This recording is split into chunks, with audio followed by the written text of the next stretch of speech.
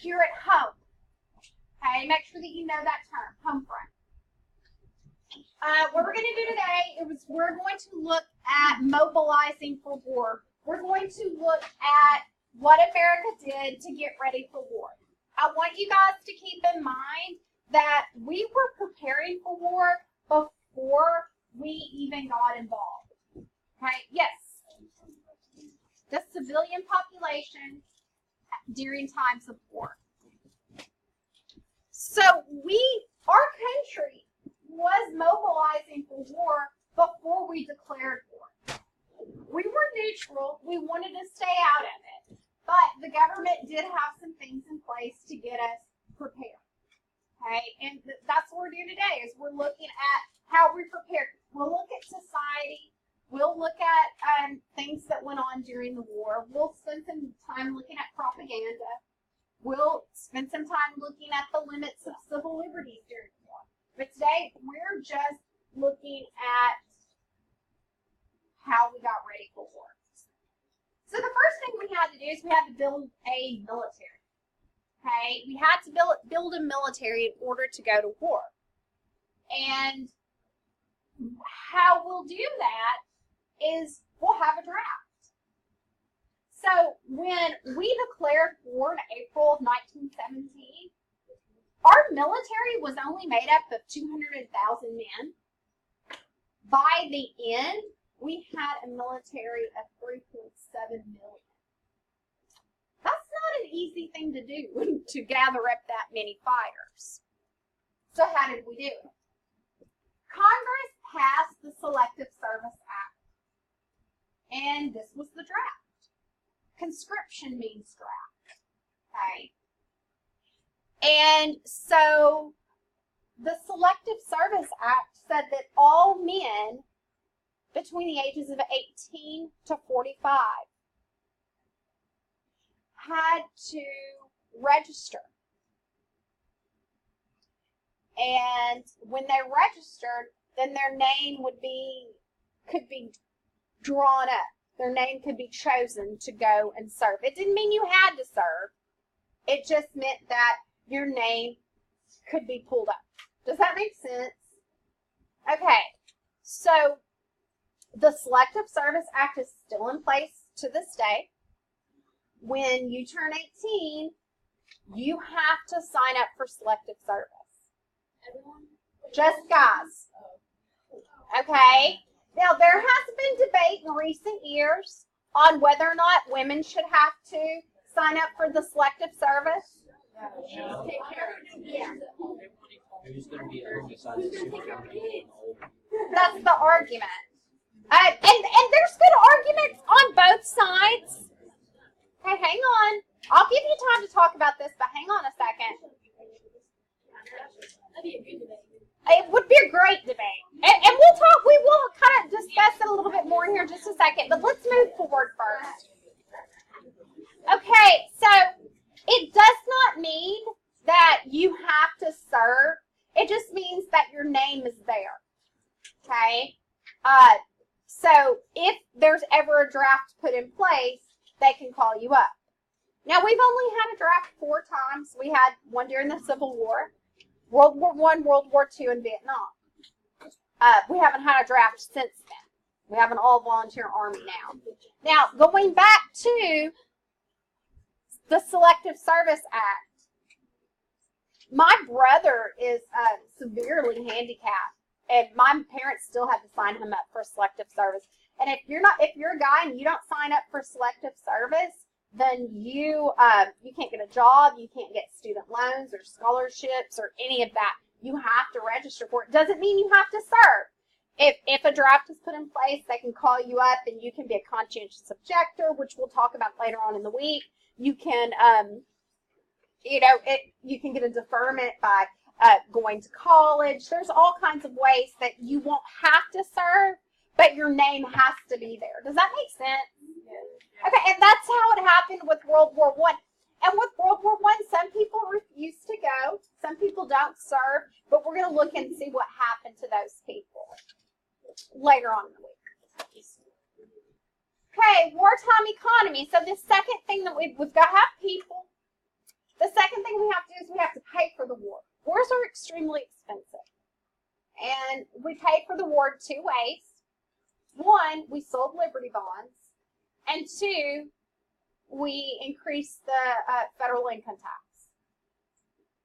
So a Liberty bond it's basically a piece of paper that you purchase from the government. And when the war is over, you can cash it in and get your money back with a little bit of interest. And that's just how bonds work now. You know, they're still bonds. It takes a few years for them to mature. It takes a few years for them to draw interest. But it's like the government borrowing money from the citizens to pay for the war. And during World War I and World War II, the federal government sold bonds. Propaganda is going to be created during both World War I and World War II to try to encourage people to buy bonds. You're going to look at propaganda tomorrow. You'll see some of the posters. And here's just an example of one of the posters that was used to try to encourage people to buy bonds.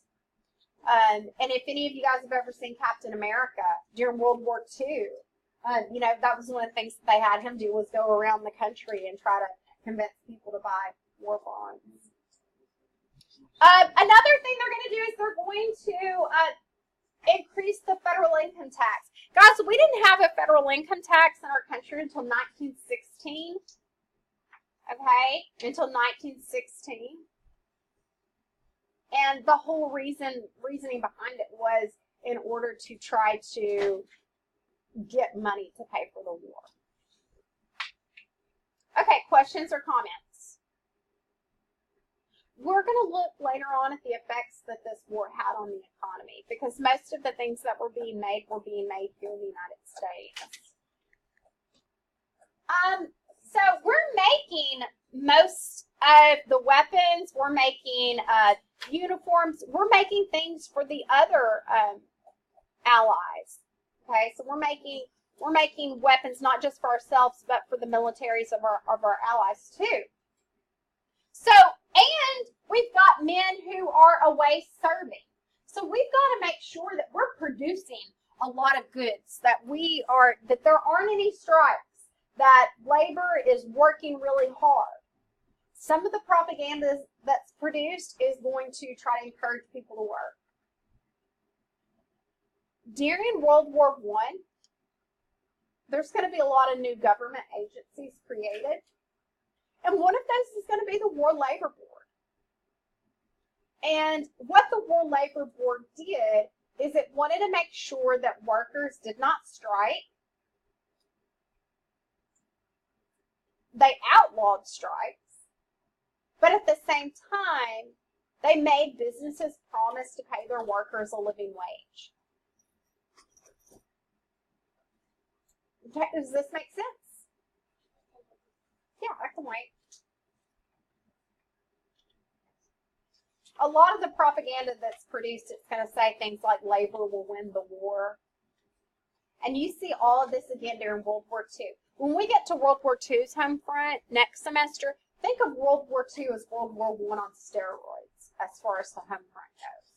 Because a lot of you guys already know a lot about World War II's home front. So if you kind of have some of that in your head, you can think of World War I kind of being a very similar, but not as much.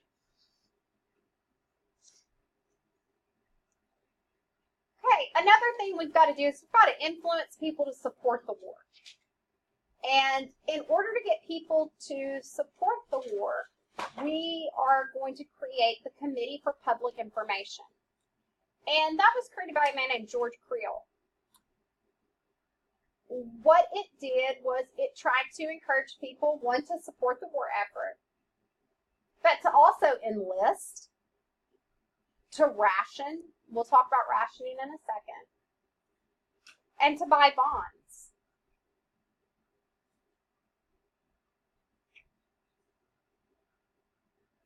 Mostly what they're going to do is they're going to create propaganda posters. But they're also going to hire Minutemen. are going to hire people to give speeches to support the war effort.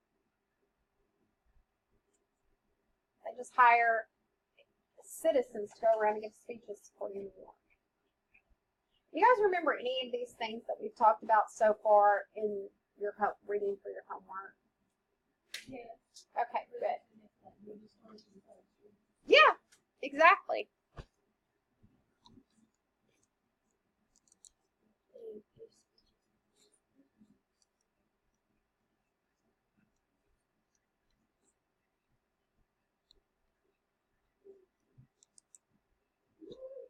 I need to go back.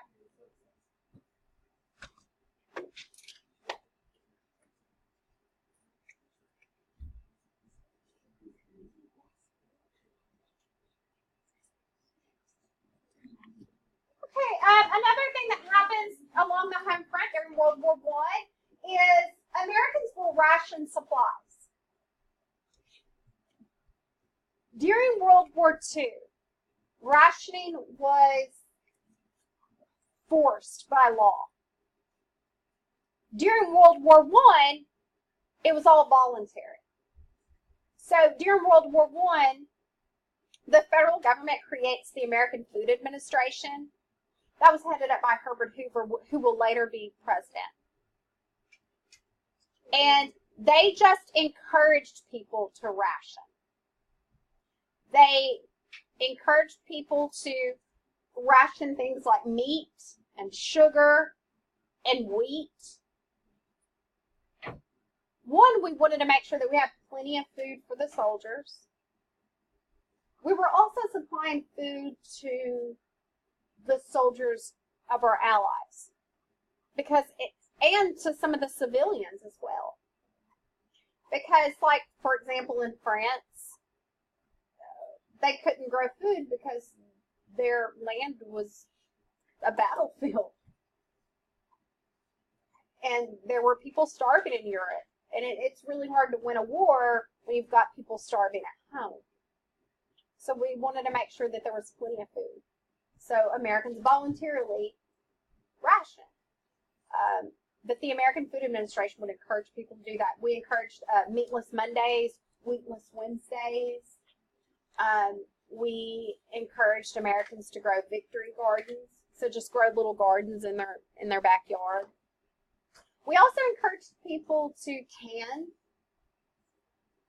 We encouraged people to donate scrap metal, to donate used tires. So we wanted to tighten up our belt and make sure that there was enough of everything to go around to support the war effort. Okay, makes sense? And again, it was voluntary. It was voluntary.